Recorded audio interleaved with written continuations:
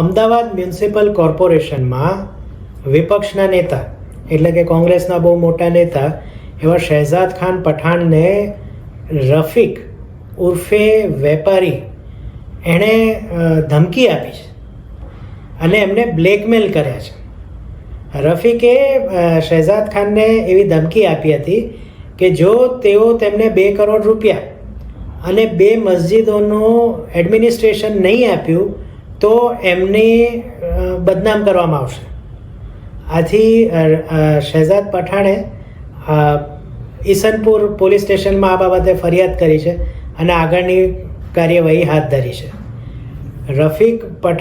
રફીકે જે પઠાણ ઉપર આરોપ લગાડ્યો છે એ ચંડોળા તળાવ બાબતે છે. ડેમોલિશનમાં એમનો પણ હાથ હતો એવું એમણે આ ખંડણીમાં માંગ્યું છે ખંડણી સામે.